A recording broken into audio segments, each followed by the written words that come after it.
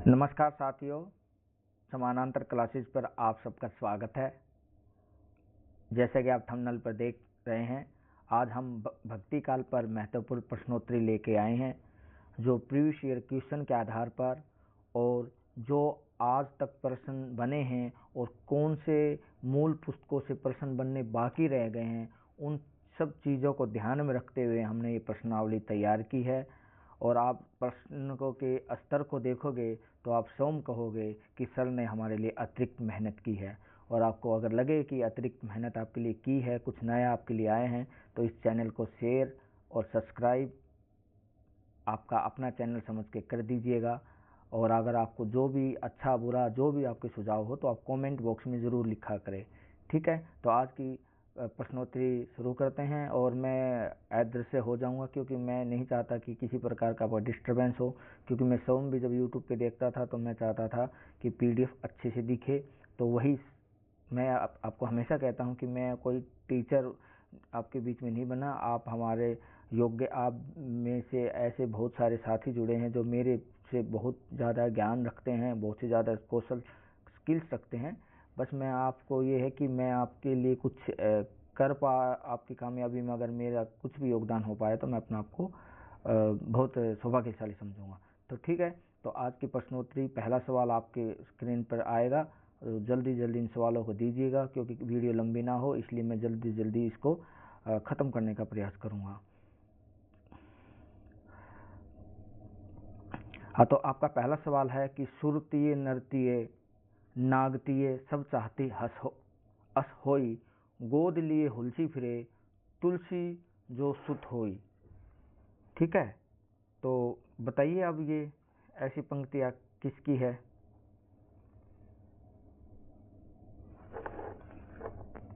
ये अकबर जी की है या सूरदास जी की है या रसखान जी की है? यानी कि जो सुरतीय नृतीय नागतीय, यानी कि इसकी हिंदी इसका सरल भावार्थ करे तो सुर, सुर क्या होता है भाई? जो सुर यानी कि सुर जो देवता होते हैं उनकी स्त्रियां नर या तीय, नर की स्त्री नागतीय, नाग जो नाग देवता तो उसकी स्त्री सब चाहती है अस होए, हमको होए, क्या होए, ऐसा पुत्र हो जैसे गोद लिए हुलसी फिरे, जैसे गोद में हुलसी लेके घूम रही है तुलसी अपने सूत को। तो इतनी तारीफ भरे शब्द कौन बोल रहा है तुलसीदास जी के बारे में? बताइए, अकबर बोल रहे हैं, सूरदास बोल रहे हैं, रसखान बोल रहे हैं या रहीम बोल रहे हैं? तो बिल्कुल सही जवाब आपका, ये रहीम बोल रहे हैं। ठीक है, रहीम ने इनके बारे में, तुलसीदास जी के बारे में कहा है। ठीक है, चलो आगे चलते हैं। अगला सवाल, अगला सवाल आपके कंप्यूटर स्क्रीन पर ये रहा। भक्ति मार्ग में इनकी उदारता का अभिप्राय यह कदापि नहीं है कि जैसा कि कुछ लोगों ने समझा और कहा करते हैं कि रामानंद जी वर्णाश्रम के विरोधी थे। यानी कि ये मत सोचना कि वो वर्णाश्रम के विरोधी थे। समाज के लिए वर्ण, क्या कह रहे हैं कि भाई उन्होंने वर्णाश्रम के विरोधी नहीं थे, वो वर्णाश्रम को मानते थे, वर्णाश्रम को मानते थे, समाज के लिए वर्ण आश्रम को मानते थे, भिन्न भिन्न कर्तव्यों की योजना को स्वीकार करते थे। केवल उन्होंने उपासना के क्षेत्र में सबको समान अधिकार स्वीकार किया। रामानंद जी के बारे में यह किस आलोचक का कथन है? बताइए भाई, ये रामानंद जी के बारे में किस आलोचक का कथन है कि वो वर्णाश्रम को तो मानते थे पद्धति को, लेकिन भक्ति क्षेत्र में उपासना करने के लिए कहते थे कि आप कोई भी किसी भी जाति का हो वो उपासना कर सकता है। ऐसे कथन रामचंद्र शुक्ल बोल रहे हैं या हजारी प्रसाद द्विवेदी बोल रहे हैं या बच्चन सिंह बोल रहे हैं, नंद दुलारे वाजपेयी जी बोल रहे हैं? बताइए कौन बोल सकते हैं ऐसे कथन? लेकिन मैं खुद भी इसकी उत्तर कुंजी मेरे पास नहीं है। अगर मैं कहीं गलती से कुछ गलत बता दूं तो आप लोग मुझे प्लीज़ अपने कमेंट बॉक्स में बताइए कि सर आपने इसका जवाब गलत कर दिया है, क्योंकि मैं भी अपनी याददाश्त के आधार पर ही इसको कर रहा हूँ। ठीक है, तो मेरे हिसाब से आप सबका इसका ये पढ़ा होगा, या आपने जब राम भक्ति की सगुन के धारक कहलाते हैं तो रामानंद जी के बारे में बातें हैं तो ये ऐसे शब्द कौन प्रयोग करते हैं? बिल्कुल सही पकड़े हैं आप,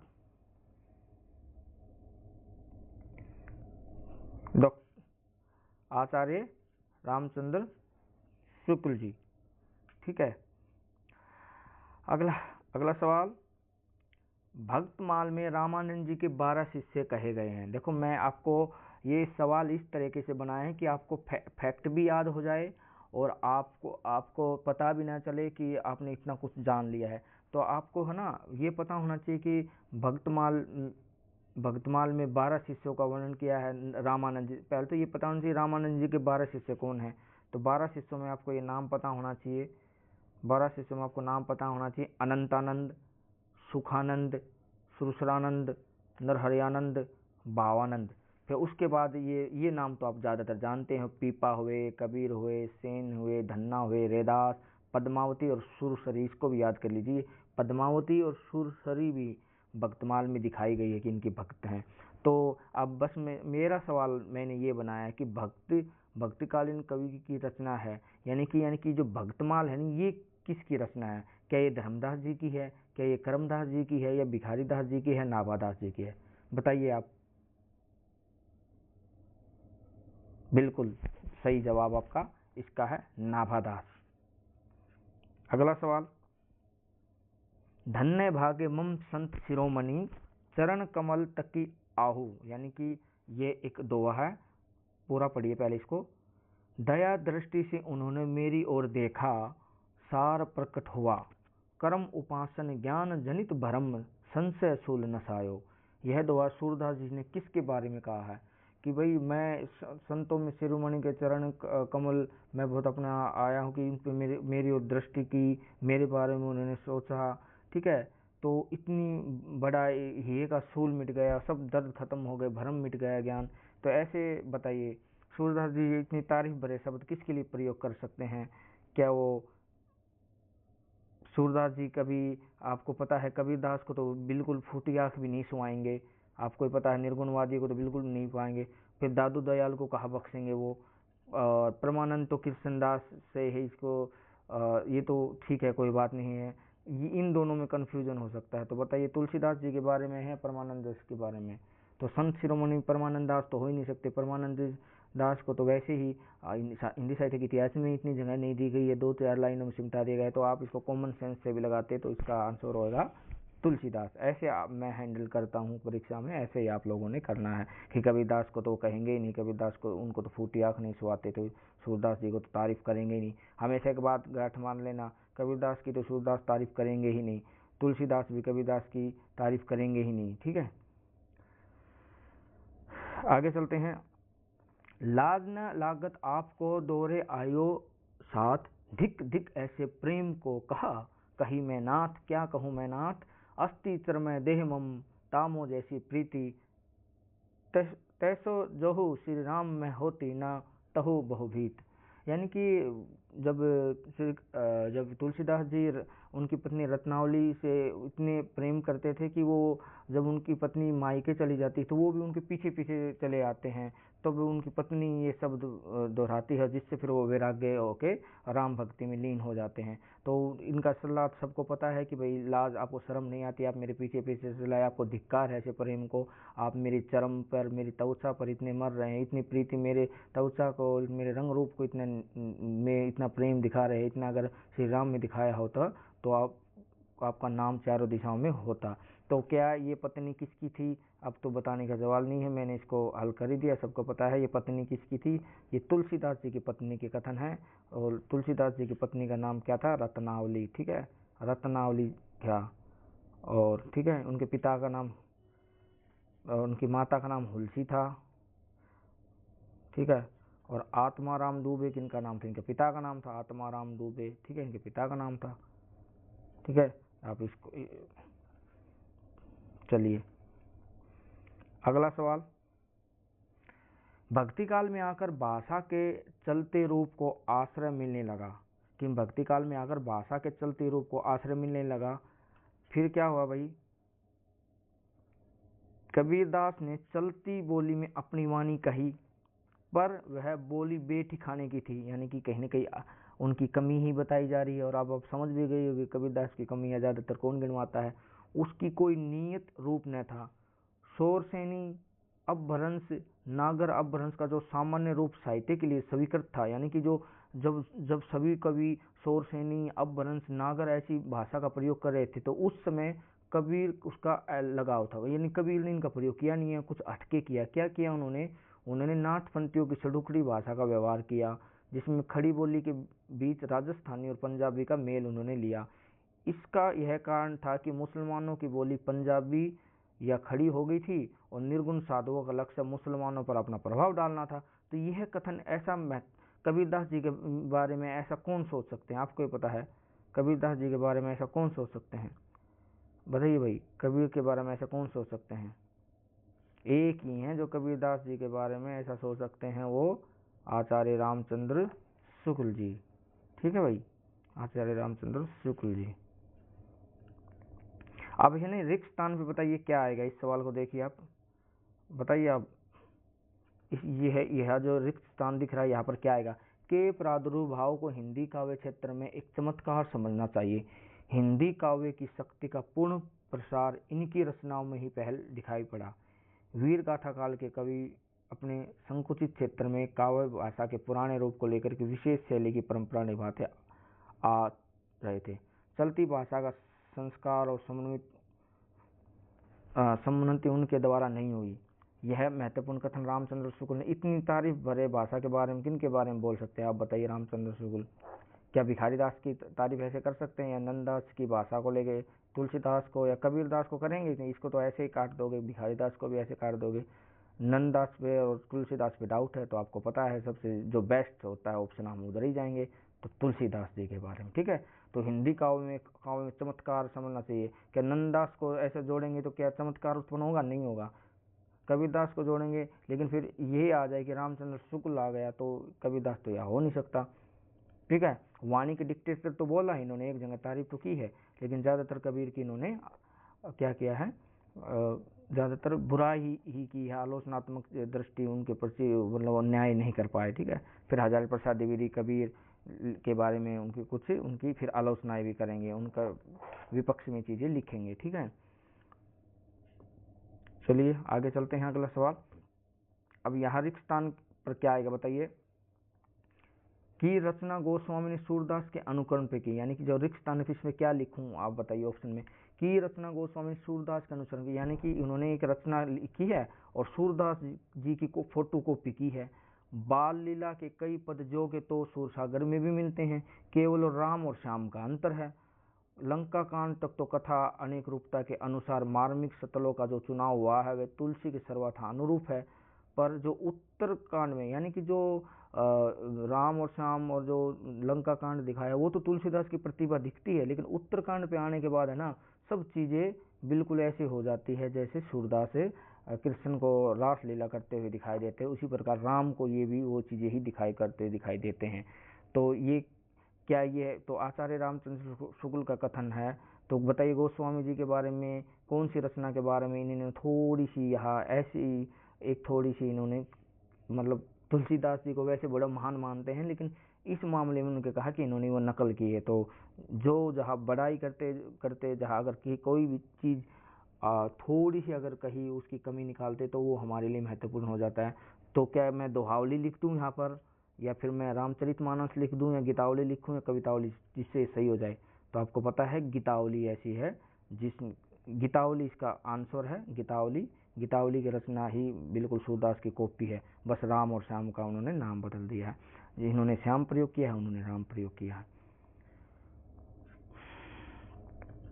अगला सवाल देखिए, रागात्मक वृत्ति से इसका कोई लगाव नहीं है, अतः रमते जोगियों की रहस्य भरी वाणियां सुनते सुनते, कि यानी कि जो जोगी थे ना, जो सिद्धनाथ थे, इन्होंने इनकी वाणियों को सुनते सुनते हृदय में भक्ति की सच्ची भावना दब गई थी, उठ ही नहीं हो पा रही थी। लोक की दशा को लक्ष्य करके कहना पड़ा कि गोरख जगाए जोग भक्ति भगाए लोग, यानी कि जो गोरख जगाए जोग भक्ति भगाए लोग, कि गोरख ने ऐसा जोग का पाठ पढ़ा दिया कि लोगों ने भक्ति ही छोड़ दी है। तो ऐसी पंक्तियां बताइए कौन बोल सकते हैं? क्या ये कबीरदास जी बोल सकते हैं? वो तो बिल्कुल नहीं बोलेंगे। सूरदास जी का तो उस समय को कोई लेना देना नहीं, तो ऐसा बोलेंगे। कुंभनदास बहुत पीछे के हैं। चतुर्भुज दास, बताइए इसमें से कोई आंसर है इसका? गोरख जगाए जोग भक्ति भगाए लोग, क्या इन में ऑप्शन में जो है कबीरदास, सूरदास, कुंभनदास, चतुर्भुज, इसमें कोई है? नहीं। एक नया इसका जो आंसर होगा वो क्या होगा? तुलसीदास जी। क्या होगा? तुलसीदास। ठीक है, ये मैंने ऑप्शन जानबूझ के नहीं रखा था ताकि आप लोग कह सके सर वो तो ऑप्शन है ही नहीं। ठीक है, तो इसका आंसर क्या था? तुलसीदास। अगला सवाल,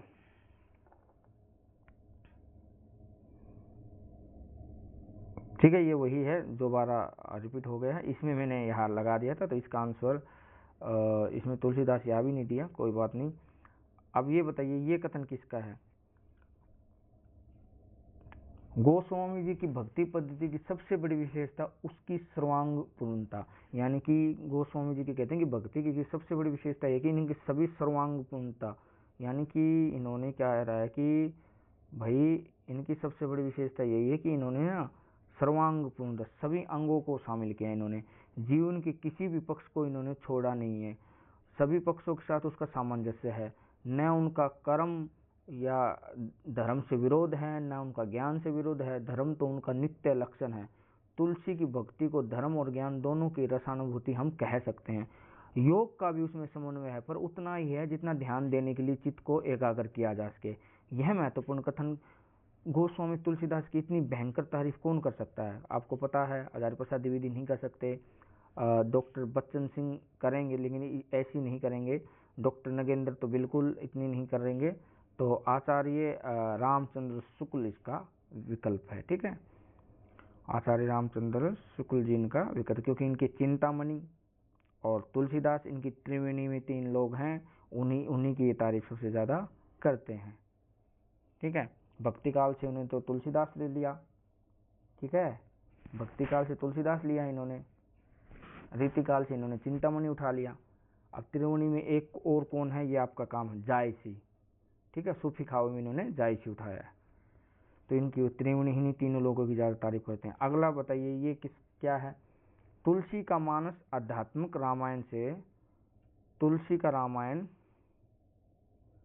आध्यात्मिक रामायण से बहुत प्रभावित है, यानी कि आध्यात्मिक रामायण कंब ने लिखी थी ना, कंब ने, तो कंब ने जो आध्यात्मिक रामायण लिखी है उनसे ज़्यादातर प्रभावित है। कई पुराणों में राम कथा वर्णित है, बौद्ध जातकों में एक जातक कथा है दशरथ जातक, जैन अपभ्रंश में कई ग्रंथ राम कथा से रिलेटेड हैं। यह महत्वपूर्ण कथन किस आलोचक का है? रामचंद्र शुक्ल का, या आचार्य प्रसाद द्विवेदी का, या रामस्वरूप चतुर्वेदी, या डॉक्टर बच्चन सिंह? बताइए भाई, तुलसी के आध्यात्मिक रामायण को यह तारीफ तो नहीं हो रही, कह रहे हैं कि आध्यात्मिक रामायण से बहुत प्रभावित है, तारीफ तो नहीं हो रही, तो इसका मतलब ये थोड़ी तारीफ नहीं हो रही तो आचार्य रामचंद्र शुक्ल तुलसीदास जी के बारे में ये नहीं बोल सकते। बिल्कुल सही है, इसका जवाब है आचार्य रामचंद्र शुक्ल जी का कथन। अगर मैं गलत हो तो मुझको ठीक कर दीजिए, मेरे पास उत्तर कुंजी है नहीं, मैं अपने याददाश्त के हिसाब से, जो मैंने जब बनाया था आंसर याददाश्त है उस हिसाब से बना रहा हूँ, कोई गलत हो जाए तो बता दीजिएगा। लेकिन मुझे ज़्यादातर लगता है कि मेरे जो मुझे याद नहीं होगा मैं वो आपसे पूछ भी लूँगा, लेकिन मुझे लग रहा है ये इसका आंसर सही है। ठीक है, चलो आगे चलते हैं।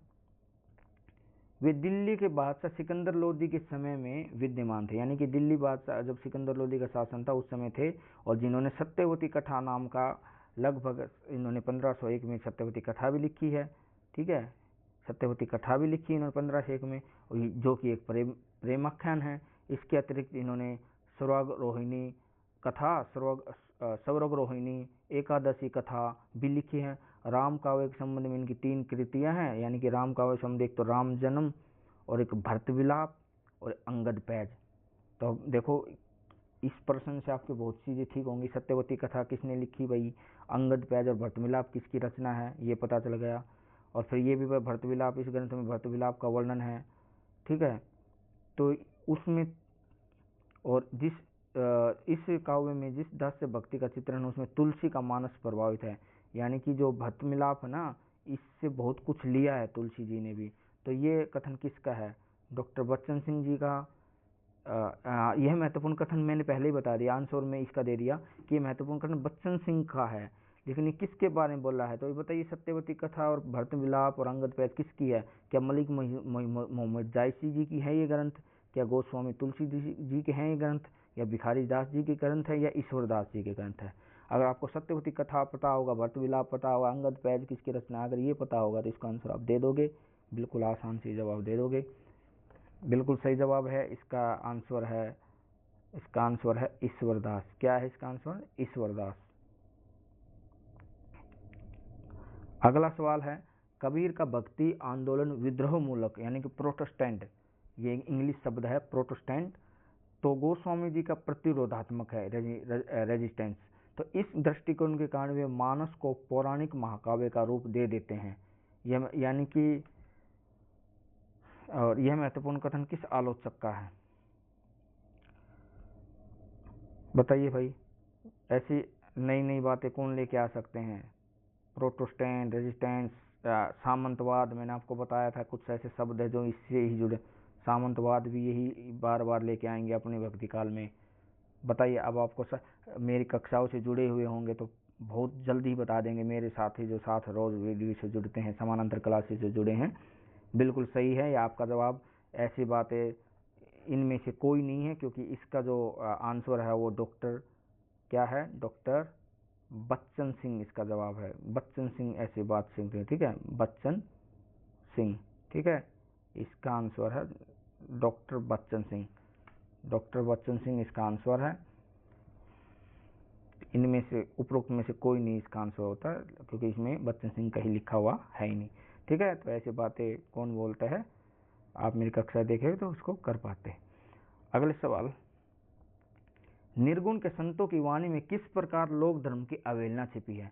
कि निर्गुण धारा के संतों ने जो अपनी वाणी कही ना, उसमें वही लोक धर्म की अवहेलना कहाँ तक छुपी है ना, इस बारे में अगर सगुण धारा के भारतीय पत्ती में किसी भगत ने या कबीर और दादू के बारे में कि भाई जो ये लोग लोक धर्म विरोधी थे, इस स्वरूप को अगर किसी ने पहचाना है तो ये रिक्त स्थान पे क्या लिखूं? किसने पहचाना कि कबीर गलत कर रहे हैं, दादू गलत कर रहे हैं इन्होंने? बताइए, अब कबीर और दादू निर्गुण के पीछे कौन पड़ता है? अगर बताइए, दो ही लोग हैं जो निर्गुण के पीछे पड़ते हैं। एक तो बोलता है कौन देश को वासी, निर्गुण कौन देश को वासी, और दूसरा कौन है? भक्ति भगाए लोग भगाए। तो इसमें अगर सूरदास और तुलसीदास जी के बारे में अगर दोनों में से अगर सबसे बेस्ट अगर आप आ जाए कि निर्गुण की सबसे ज़्यादा आलोचना हो रही है, तो आप लगाओगे गोस्वामी तुलसीदास जी, ठीक है, या फिर आपको सूरदास जी। ऑप्शन में इनमें से एक ही मिलता है। लेकिन इसका जो आंसर है वो आपको ये बच्चन सिंह जी का कथन है। पहली बात तो ये कि बच्चन सिंह के हिंदी साहित्य के दूसरा इतिहास से ये लिया गया है, ठीक है। बच्चन सिंह जी की ये कोटेशन है, और गोस्वामी तुलसीदास जी के बारे में ये बातें हैं कि भाई इन्होंने ही पहचाना कि लोक विरोधी काम कर रहे हैं लोग। नारी के संबंध में इनका दृष्टिकोण सामंतवाद का पोषक ठहरता है। अब लोग फट से बता देंगे कि मैंने अभी कुछ देर पहले बताया था कि सामंतवाद नाम की चीज कौन प्रयोग करता है ज्यादातर भक्ति काल में, तो नारी का उनका दृष्टिकोण सामंतवाद का पोषक ही ठहरता है। इधर उधर से कुछ पंक्तियों को संदर्भ में काट कर उद्धृत कर देने से उनके मंतव्य का प्रदान, मतलब यानी कि ढोल शूद्र और नारी सब तारण के अधिकारी। अब इसको कई लोग सही ठहराने की कोशिश करते हैं, लेकिन अगर उसका अर्थ निकालोगे तो उसका साफ साफ मतलब यही है कि शूद्र, नारी और ढोल ये जिनको जितना पीटोगे उतना ही ठीक होंगे, जितना ताड़ोगे। अब तुलसीदास को महान कितना भी महान बना लो, ये तो दिखाता है कि वो जातिवाद को मानते थे, वो ब्राह्मण व्यवस्था को अब ऊपर मानते थे। ब्राह्मण, मैं ब्राह्मण हूँ तो मैं ही, हमारा ही वर्ग सबसे ऊपर हो, इसको मानते थे। हाँ, ये अच्छी बात है कि वो अच्छी कविताएं लिखते थे। अगर आज के समय में अगर डॉक्टर विश्वास कुमार अगर अच्छी कविताएं लिख रहा है तो इसका मतलब ये नहीं है कि उसको पुरुषवादिता और उसको ब्राह्मण होने के अपने ऊपर प्राउड नहीं है, सबको प्राउड है, ठीक है। तो वही बात तुलसीदास जी के बारे में है, ठीक है।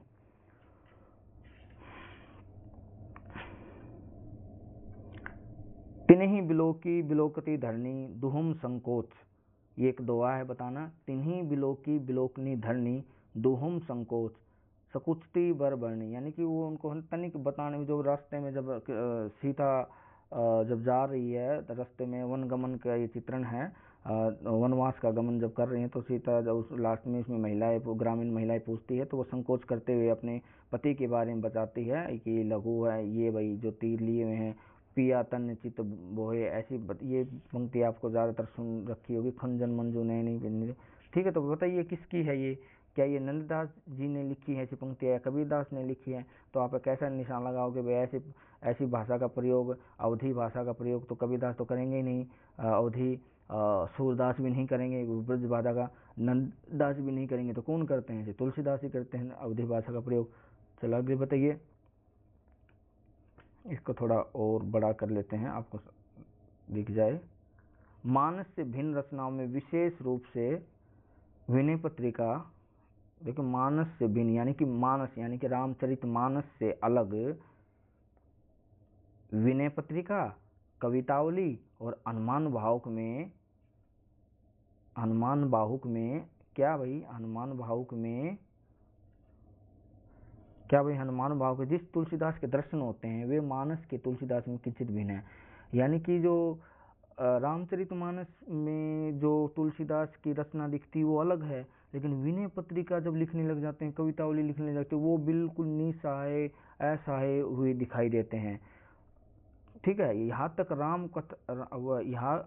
राम ऐसी बातें बोलते हैं, राम कथा कली न कलुष विभंजनी, और न राम राज्य का वह भावना लोक वह दिखाए। यहाँ तो दुख ही दुख है, यूटोपिया दुनिया से अलग ही यथार्थ की, यहाँ उनको यथार्थ से चीजें दिखाई देती है। और तुलसीदास इसकी दृष्टता भी नहीं है, भोगता है। यानी कि जो कवितावली में जो भूखमरी और विनय पत्रिका में जो कलिकाल के बारे में बताया, हनुमान वाह के जो बाजू से दर्द से पीड़ा में बारे में बताया, वो जो चीजें भूखमरी उन्होंने देखा, बाढ़ सूखा जो भी उन्होंने देखा अपनी जिंदगी में, वो खुद उसने केवल दूसरे को सुना नहीं है, कहते उन्होंने खुद उन चीजों को भूखमरी को देखा है। उसको बचपन में जब उनका जन्म हुआ तो उनके पिता ने जब उनका पत्र किसी से दिखाया, जब जन्म कुंडली दिखाई, तो अभुक्त काल में बताया गया कि ये भाई गलत नक्षत्र में पैदा हुआ है, ये तो आपके कुल का विनाश कर देगा, तो इस कारण उनको त्याग कर दिया गया था। ठीक है, तो वो चीजें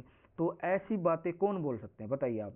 क्या रामविलास शर्मा जी बोल रहे हैं ऐसी बातें, या नामवर सिंह बोल रहे हैं, या हजारी प्रसाद द्विवेदी बोल रहे हैं, या डॉक्टर बच्चन सिंह बोल रहे हैं? बताइए इसका क्या आंसर होगा? इसका आंसर है डॉक्टर बच्चन सिंह। ठीक है, डॉक्टर बच्चन सिंह। अगला सवाल, खेती न किसान को भिखारी को न भीख, बल्ली बन्नी को न बनिज चाकर को न चाकरी, जीविका विहीन लोग सिद्धमान सोच, बस कहे एक एकन सो, कहा जाए का करी। यानी कि किसान को खेती नहीं है, भिखारी को भीख नहीं मिल रही है, बनियों को रोजगार नहीं मिला, जो मजदूरी करना चाहते उसको मजदूरी नहीं है, और जीविका से विहीन लोग बैठे बैठे सोच रहे हैं कहाँ जाए और क्या करें।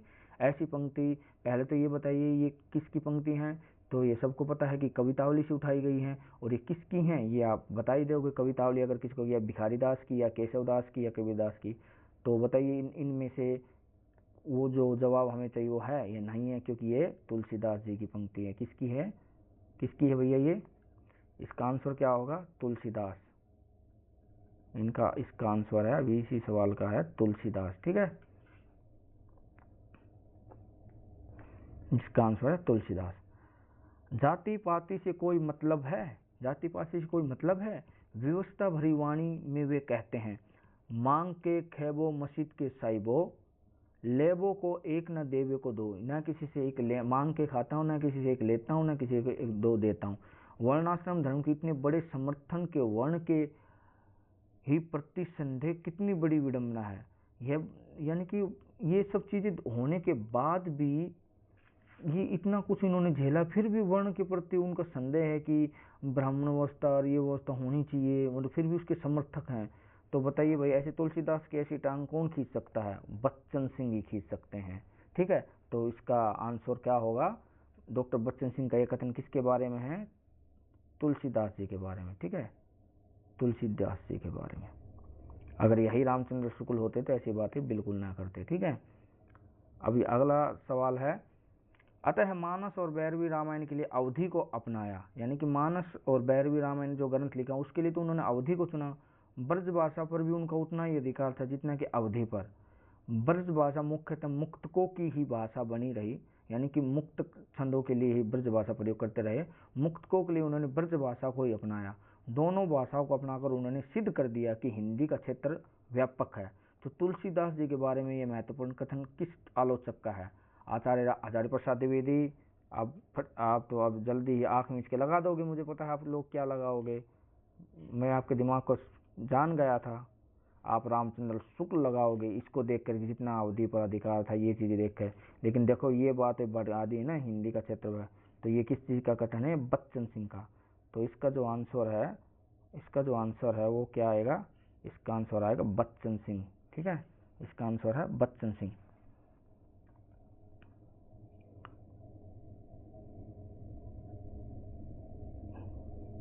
इसका बताइए भाई क्या होगा?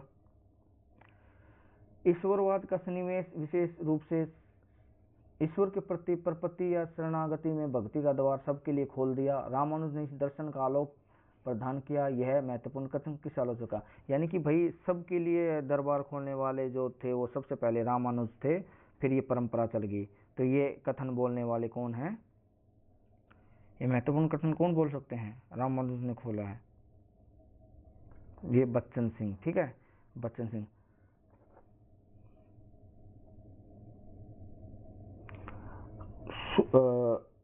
ये यहाँ से देखते हैं, सूर की देखा देखी नंददास ने भ्रमर गीत लिखा। यानी कि सूर, बिल्कुल सूरदास से उन्होंने देखा और फिर नंददास जी ने भ्रमर गीत लिख दिया, बिल्कुल सेम। और सूर का भ्रमर गीत मुक्तक काव्य है, तो नंददास का प्रबंधात्मक काव्य है। यानी कि जो भ्रमर गीत सूरदास ने लिखा था वो तो मुक्तक रूप में लिखा था, लेकिन जब नंददास ने भ्रमर गीत लिखा तो प्रबंधात्मक लिखा। सूर का जो उसमें तो लोक का रंग है, नंददास में शास्त्र है। यानी कि सूर ने तो जो बातें लिखी वो लोक से ली और इन्होंने ज्ञान, अपना ज्ञान दिखाना चाहा, शास्त्र की बातें। सूरदास के भ्रमर गीत में गोपी और उद्धव के संवाद स्थितियाँ, गोपी और उद्धव के जो डायलॉग है ना उसकी स्थितियाँ कम है, जबकि नंददास के भ्रमर गीत में गोपी और उद्धव के शास्त्रार्थ कुछ ज़्यादा ही दिखाया गया है।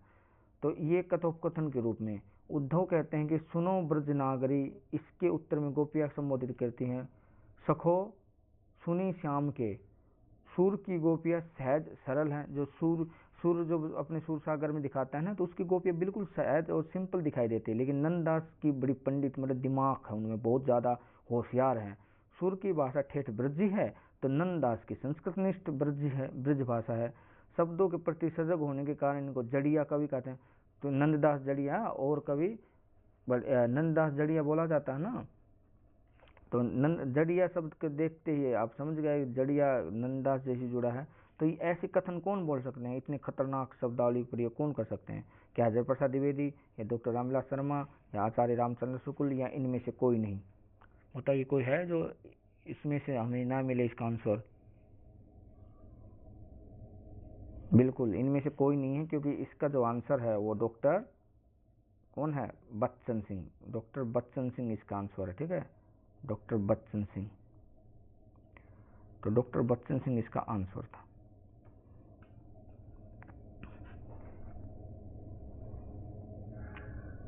रामानुज ने भागवतों के ईश्वरवाद और शंकर के ब्रह्मवाद को मिश्रित करते हुए एक नए दर्शन का सूत्रपात किया। कि ने रामानुज जी के बारे में बात हो रही है कि भी रामानुज ने ऐसे किया कि भी रामानुज ने ईश्वरवाद को ले लिया शंकराचार्य से, ब्रह्मवाद को भी ले लिया, और नए दर्शन जिसका नाम था विशिष्टाद्वैतवाद। और ईश्वरवाद और ईश्वर की पुरुषवादी धारणा है, ठीक है, वह अनेक रूपों में अपने भक्तों का कल्याण करता है। उन्होंने शंकराचार्य के अद्वैतवाद का खंडन करते हुए जीवन और जगत को यथार्थ माना। यानी कि जैसे शंकराचार्य जगत मिथ्यम बोलते हैं ना, लेकिन इन्होंने कहा नहीं, जगत मिथ्यम नहीं है, ये बिल्कुल यथार्थ है। ब्रह्म अंशी है तो जीवन जगत अंश है, यही है विषय। यानी कि ब्रह्म अगर अंश है ना तो जीवन जगत अंश है। यानी कि जो संसार है वो भी ब्रह्म का ही हिस्सा है। लेकिन इन्होंने शंकराचार्य ने कहा था कि जगत मिथ्यम, जगत झूठा है, लेकिन ये रामानुज कहते नहीं, जगत झूठा नहीं है, ये भी ही लीला ही है, ब्रह्म का यही जरूरत है।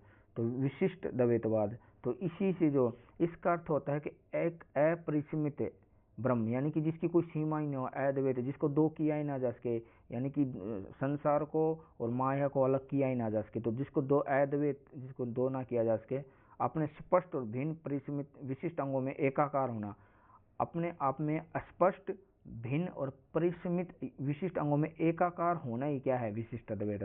पर इसमें ईश्वरवाद का सन्निवेश विशेष रूप से महत्वपूर्ण है। ईश्वर के प्रति प्रपत्ति और शरणागति ने भक्ति का द्वार सबके लिए खोल दिया। रामानुज ने इस दर्शन का आलोक प्रदान किया। यह महत्वपूर्ण कथन, यानी कि रामानुज जी के बारे में एक महत्वपूर्ण कथन किसका है? तो विशिष्ट अद्वैतवाद ये नहीं चलाते तो वल्लभाचार्य और सूरदास वगैरह ये चीजें आगे दिखाई नहीं देती। तो कृष्ण भक्ति के लिए रामानुज जी के बारे में जानना बहुत जरूरी है। तो ऐसे शब्द कौन बोल सकते हैं, आपको पता है? इतनी नई बातें ज्यादातर कौन बोलते हैं? बच्चन सिंह जी। ठीक है, तो इसका आंसर क्या है? बच्चन सिंह। अगला सवाल है, आलवारों में सबसे अधिक लोकप्रिय नमलवार या षटकोश जाति के शूद्र थे। यानी कि जो नयनवार आलवार सुने होंगे ना, जो विष्णु भक्त थे, उनमें सबसे ज्यादा जो नमलवार पैदा हुए ना, षटकोप जाति के, वो शूद्र लोग ज्यादा थे। मधुर कवि आलवार ब्राह्मण हुए, किंतु षटकोश के शिष्य भी। अंडाल नाम की एक स्त्री थी जो भाव विभोर होकर मंदिरों में गाया करती थी। तो आपसे पूछा जा सकता है, आलवारों में कौन महिला स्त्री थी जो बहुत तगड़ी भक्त थी, बहुत बड़ी भक्त थी? तो अंडाल। ठीक है, अंडाल। तो अंडाल षटकोश कृष्ण को उसकी भावावेश स्मरण करते हैं।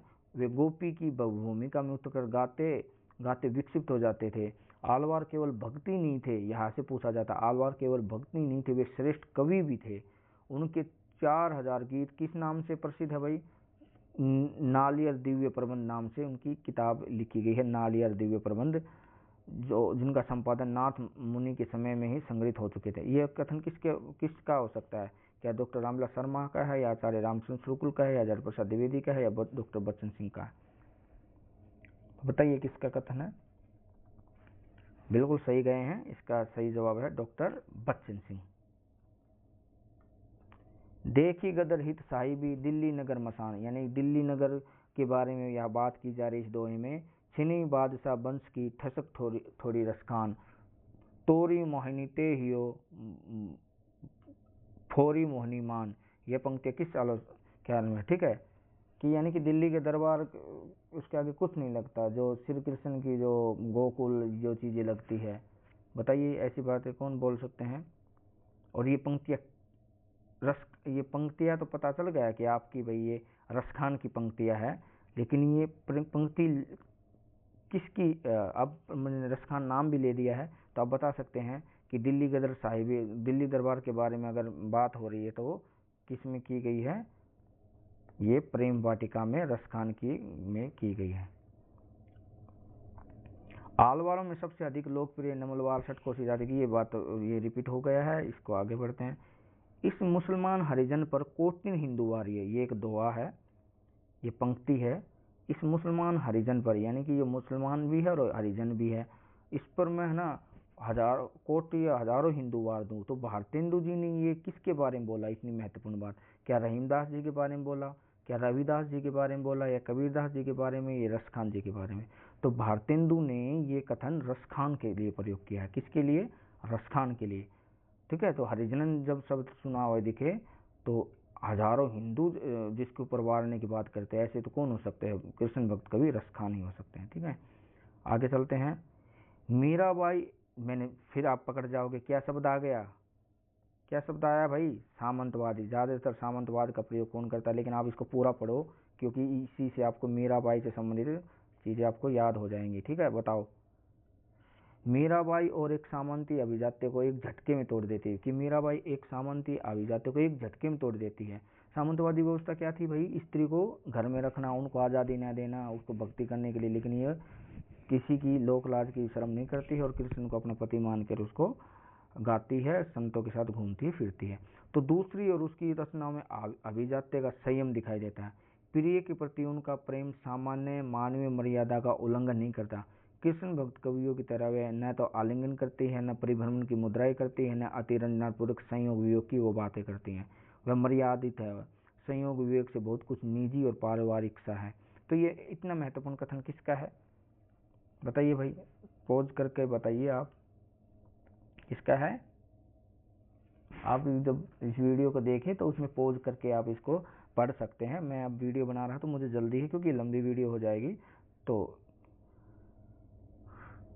ठीक है, इसका सही आंसर है डॉक्टर बच्चन सिंह। अब ये यहाँ रिक्तस्थान बताइए, रिक्तस्थान पे क्या लिखूं? खालिस्तान जो, इस पे क्या लिखूं? कि रचनाओं की कुल संख्या तो 12 है। अच्छा भाई, ये कौन भाई? गीत गोविंद की टीका नाम की रचना जिसकी है, नरसिंह जी का मायरा, राग सोरठा का पद, मलार राग, राग गोविंद, सत्यभामानु, रुसनम, मीरा की गरवी, रुक्मणी मंगल, नरसिंह मेहता की हुंडी, चरित और प्रस्तुत भर। तो अब इसका आंसर इसी में ही छुपा है। तो ये किसका है, ये यहाँ पर रिक्त स्थान पे आएगा। ये सब रचनाएं किसकी है, मीराबाई की। अगले सवाल पे चलते हैं। दोनों ही कृष्ण से भावात्मक स्तर पर सीधे संबंध थे, यानी कि ये दो लोग हैं जो बिल्कुल कृष्ण से सीधे जुड़े थे। दोनों ही कभी धार्मिक संप्रदाय में भी दीक्षित नहीं थे, यानी कि दोनों ने किसी खास धर्म की शिक्षा नहीं ली थी। इसमें एक मीराबाई थी तो दूसरे रसखान थे। ठीक है, कुछ लोग मीराबाई को माधुर्य भाव के में जाते हैं और रसखान को वल्लभ संप्रदाय में दीक्षित बता देते हैं। इसके लिए 252 वैष्णव की वार्ता से ही प्रमाण ढूंढ निकालते हैं, जबकि वार्ता अप्रमाणिक है। यानी कि जो लोग जो कहते हैं ना कि ये भाई रसखान इससे जुड़ा था, मीराबाई से जुड़ा था, किस किताब को आधार बनाते हैं, 252 की वैष्णव वार्ता।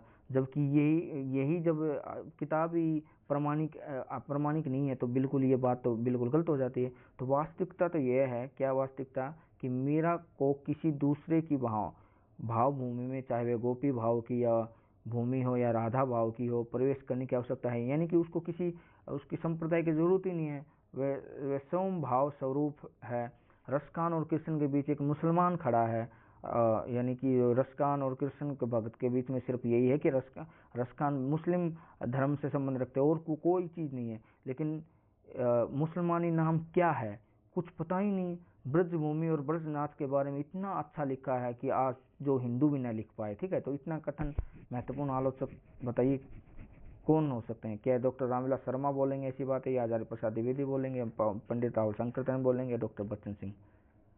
तो पता ही है, जब इतनी यूनिकनेस बातें कौन कर सकते हैं तो वो है डॉक्टर बच्चन सिंह। तो इसका आंसर भाई, इसका आंसर डॉक्टर बच्चन सिंह है। ठीक है, आगे चलते हैं। वल्लभ संप्रदाय के कवियों में क्या है भाई, वल्लभ संप्रदाय के कवियों में मधुरोपासक भी लिख रहे थे। मधुरोपासक राधा कृष्ण की रह के लिए, यानी कि राधा और कृष्ण की जो साथ था, गोपी भाव था, सखी भाव था, उसी की पूजा करते हैं। इन कवियों में दो प्रसिद्ध कवि हुए, जिसमें एक का नाम क्या है, हित हरिवंश, दूसरे का नाम है हरिस्वामी। जो हित हरिवंश है उन्होंने राधा वल्लभ संप्रदाय की स्थापना की, और हरिस्वामी ने डॉक्टर बच्चन सिंह जी के अनुसार किसकी स्थापना की? बताइए, डॉक्टर बच्चन सिंह जी के अनुसार हरिस्वामी ने किसकी की? क्या वैष्णव संप्रदाय की या ठट्टी संप्रदाय की, या सखी संप्रदाय की, या वैष्णव संप्रदाय की? तो इसका आंसर बताइए आप क्या होगा। इसका आंसर है, जो जैसे हित हरिवंश राधा वल्लभ संप्रदाय से जुड़े हैं, उसी प्रकार हरिस्वामी सखी संप्रदाय से जुड़े हैं। ठीक है, भक्तन को कहा सीख रीसो काम, आवत जात पनिया टूटी, बिसरी गयो हरिनाम। यानी कि भक्त हैं जो शिखर फतेहपुर सिकरी जो अकबर का दरबार था, वहां गए, बुलाया जाता है। किस कवि को बुलाया जाता है पहले आप ये बताइए। और वहां जाने के चक्कर में वो कृष्ण का नाम लेना भूल जाते हैं और उनकी पनिया टूट जाती है, उनकी जूती टूट जाती है। कृष्ण भक्त कवि कौन थे? तो आपको पता है, कुंभन दास के बारे में ये महत्वपूर्ण कथन, भक्तन को कहा सीख रीसो काम, आवत जात पनिया टूटी, बिसर गए, यानी कि भूल गए हैं क्या, हरि का नाम लेना भूल गए। ठीक है, इनकी संख्या 12 बताई जाती है, यानी कि इनकी कुछ ग्रंथ हैं, इनके ग्रंथों के नाम हैं रास पंचाध्यायी, भगवत दशम संगन, भरमर गीत है, रूप मंजरी है, रस मंजरी है, विरह मंजरी है, अनेकाठ मंजरी है, नाम मंजरी है, रुक्मणी मंगल है, श्याम सगाई नाम का ग्रंथ है जिनका, सिद्धांत पंचाध्यायी नाम का ग्रंथ है जिनका। ठीक है, तो बताइए, और जिनका जो रास पंचाध्यायी और भरमर गीत है वो नायिका भेद से जुड़ा हुआ है। बताइए ऐसा कौन है जिसकी इतनी रचनाएं हो, जिस ज्यादातर मंजरी ही जिसकी? तो आपको सबको पता है कि मंजरी ज्यादातर जिनकी रचना में लगता है वो नंददास की में लगता है। ठीक है,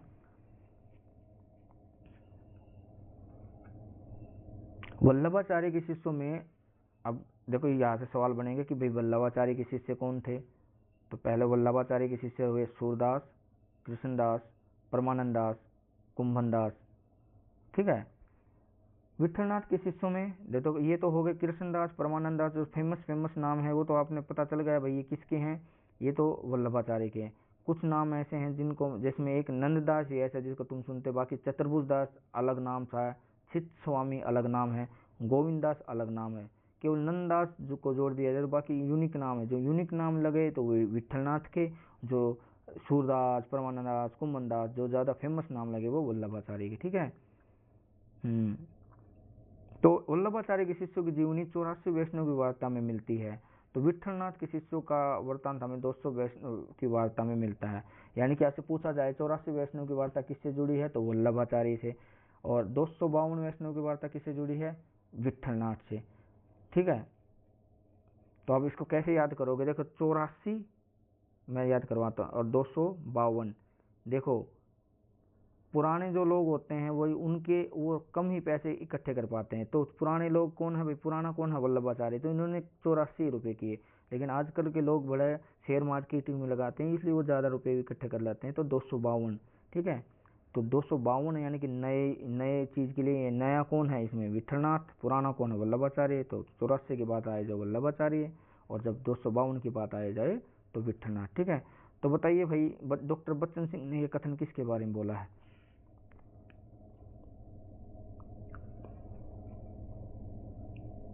जैसे कहते हैं कि सूरदास के अतिरिक्त अष्टसाप के कवि में 2 ही महत्वपूर्ण कवि हैं, यानी कि एक तो सूरदास जी का नाम ज्यादा कृष्ण भक्तों में लिया जाता है, और या परमानंद दास का नाम लिया जाता है। तो इसके साथ और किसका हो गया, 3 फेमस सबको पता है, वो नंददास हैं। ये 3 ही लोग कृष्ण भक्ति में ज्यादातर फेमस हुए हैं। ठीक है। उसमें ब्रज के ठेठ शब्द अवश्य हैं, यानी कि इन्होंने ब्रज के ठेठ शब्द जरूर लिए हैं, पर उनका काव्यात्मक विनाश अपने संगीत तत्वों की वजह से, नाट्य की भंगिमा की वजह से, बिंब विधान की वजह से, रूपात्मकता और भावपूर्ण वक्रोक्तियों के कारण अत्यंत ही प्रभावशाली उठा है। वस्तु की व्यापकता और सबसे खास, इस शब्द से पकड़ोगे आप, नवीन प्रसंग, यानी कि नई नई चीजों को ला रहे हैं, और नई नई शैली, नई नई स्किल, नए वैविध्य है, अलग मुहावरे लोकोक्ति का प्रयोग करते हैं। तो बच्चन सिंह ने यह कथन किसके बारे में बोला है, तो बच्चन सिंह ने यह कथन किसके बारे में बोला है भाई, नवीन प्रसंग कौन ला सकते हैं, भ्रमर गीत नाम से कौन लाते हैं, भ्रमर गीत हैं, कौन ला सकते हैं इसे भ्रमर गीत नाम से, सूरदास। ठीक है। तो इसका आंसर है सूरदास। आत्मसमर्पण का दूसरा नाम प्रेम है। प्रेम की इतनी बड़ी परिभाषा, बहुत अच्छी परिभाषा दी है कि आत्मसमर्पण, यानी कि आजकल के जो लोग काम कर रहे हैं वो प्रेम है ही नहीं। प्रेम का मतलब ही है अपने आप को समर्पित कर दो, अच्छा बुरा जैसा भी है उसको सौंप को, ऊपर सवाल आशंका मत करो। प्रेम का दूसरा नाम है आत्मसमर्पण। ये एक ऐसा तत्व है, एक ऐसा एलिमेंट है जहाँ अहम विसर्जित, जहाँ घमंड होता ही नहीं है। कृष्ण ने गोपी और राधा में जहाँ अहम तत्व को उभरते देखा है वही उसे तोड़ दिया।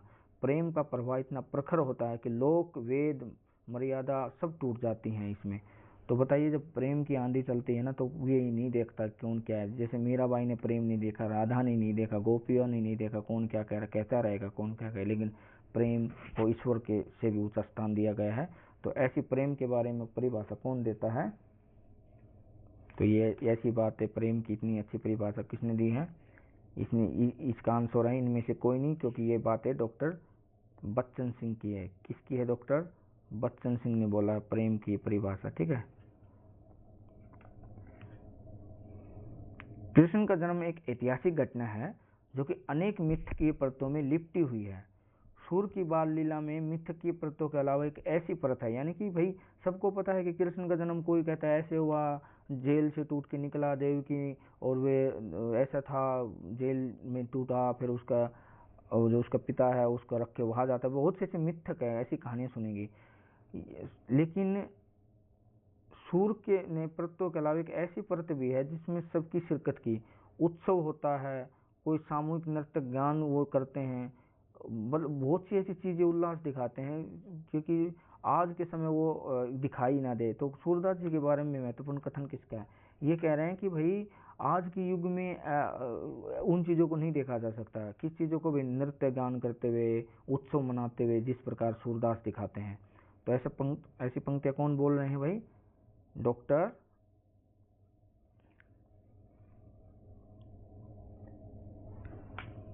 बताइए भाई कौन है, इसका आंसर क्या हो सकता है।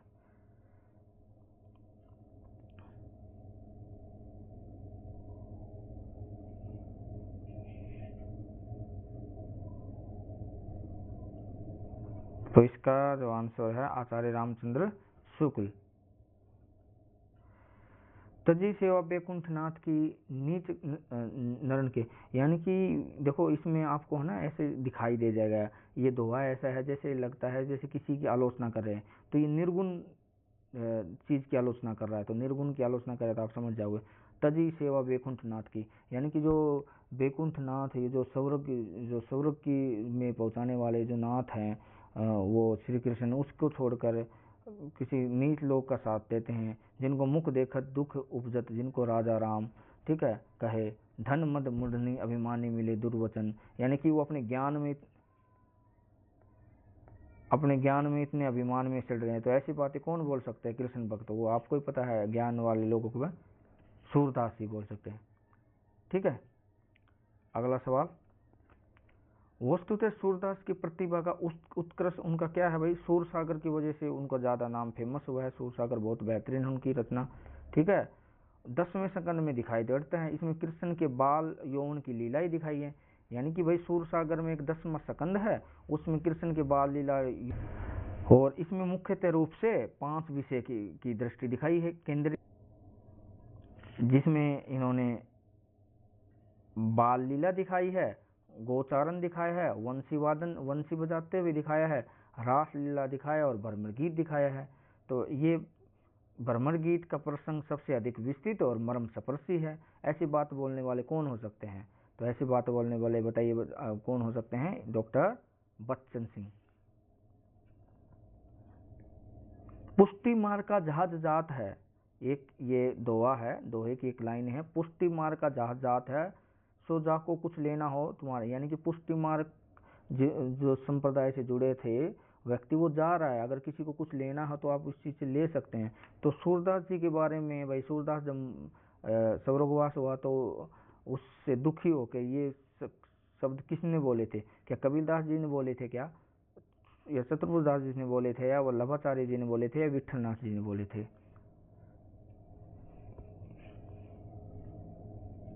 तो ये बोले थे विठलनाथ जी ने, ठीक है, सूरदास जी के बारे में। प्रेम वाटिका जो कि दोहे में लिखी गई है, और सुजान रसखान जो कि कवित छवियों में लिखी गई है। कृष्ण भक्तों के समान इन्होंने गीत काव्य का आश्रय न लेकर कवित छवियों में ही अपने सच्चे प्रेम की, यानी कि एक बंदा है जिसने प्रेम वाटिका लिखी है दोहों में, सुजान रसखान लिखी है कवित छवियों में, और गीति काव्य, और इन्होंने कवित छवियों में ही अपनी बातें ज्यादातर कही है। तो रसखान जी के बारे में यह महत्वपूर्ण कथन किसने बोला है? तो ये किसने बोला है? डॉक्टर बच्चन सिंह ने। या लकोटू अरि कामरिया पर राज तिहुपुर को तजी, यानी कि ये पंक्तियां पढ़ लेना, और मैं इसका अर्थ बताता हूँ कि ये जो लकड़ी है, जो कमली है, इसके ऊपर मैं पूरे जो श्री कृष्ण जी की जो चीजें हैं, मैं उस पर तीनों लोक के राज्यों को मैं तजी छोड़ सकता हूँ, मैं, मुझे नहीं चाहिए, मुझे वो कमली ही चाहिए, वो लकड़ी जो जिसपे गाय हाँकते हैं श्री कृष्ण, मैं उसके लिए तीनों लोगों का राज्यों को त्याग सकता हूँ। 8 सिद्धि 9 निधि को भी मैं त्याग सकता हूँ। सुख नंद, मुझे तो सबसे ज्यादा सुख नंद के साथ गाय चराने में आता है। नैनन सौ सवे वर्ष के वन, मुझे सब नाली जो भी तालाब वन सब कुछ मुझे, और जो सुबह कली को तुम, जो शाम सुबह शाम सारी चीजें मुझे वही चाहिए जो कृष्ण से जुड़ी हुई है। तो ऐसी महत्वपूर्ण बातें कौन बोल सकते हैं? ऐसी या लकुटी, क्या इसके लिए कौन सोच सकते हैं? तो ऐसी बातें रसखान जी बोलते हैं, ठीक है।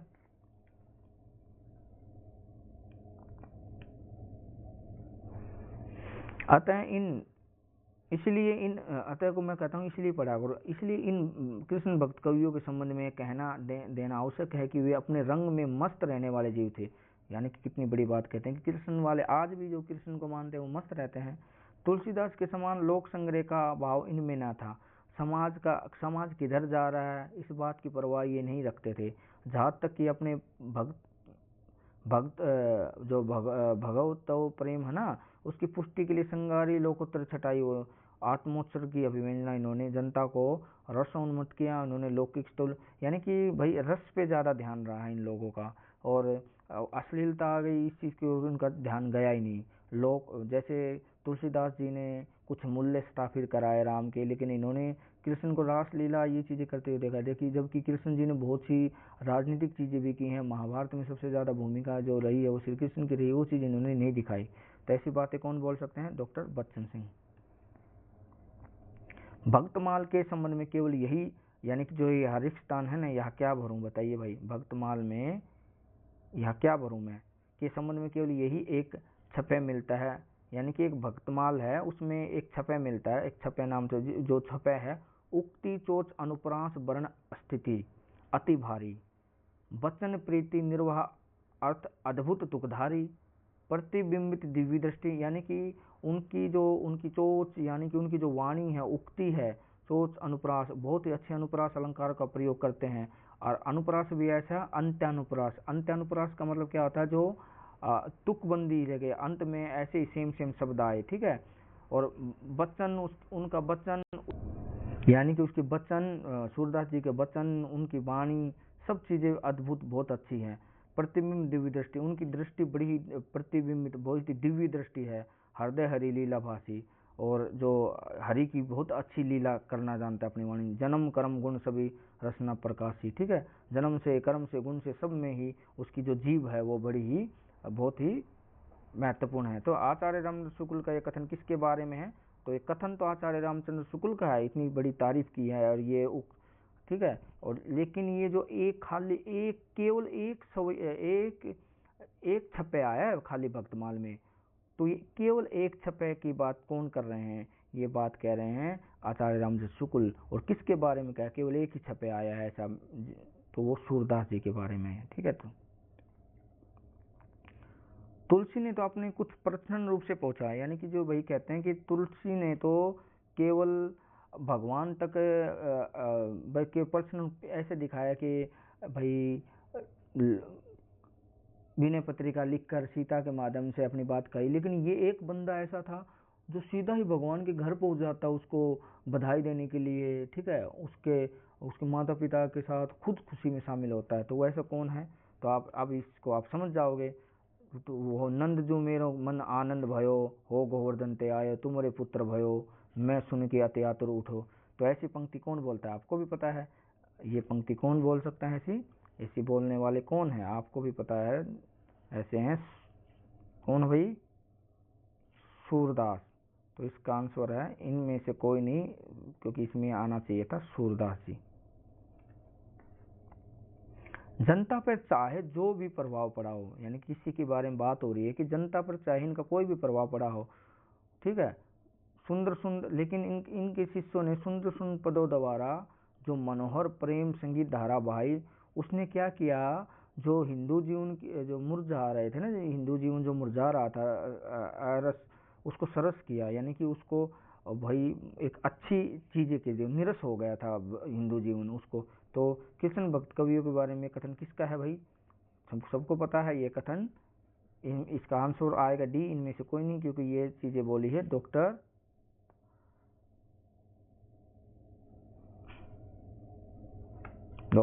नहीं, आचार्य रामचंद्र शुक्ल। किसका? इसका आंसर क्या है भाई? इसका जो आंसर है रामचंद्र शुक्ल जी के बारे में, ठीक है। तो ये रामचंद्र शुक्ल जी का कथन है ये, ठीक है, रामचंद्र शुक्ल जी का ये कथन है।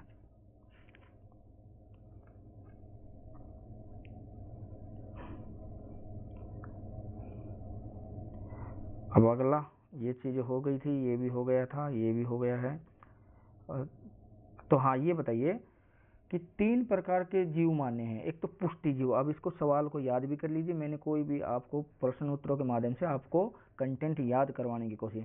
तो पुष्टि जीव तो वो जीव होते हैं जो भगवान के अनुग्रह का ही भरोसा, सब कुछ भगवान पे छोड़ देते हैं।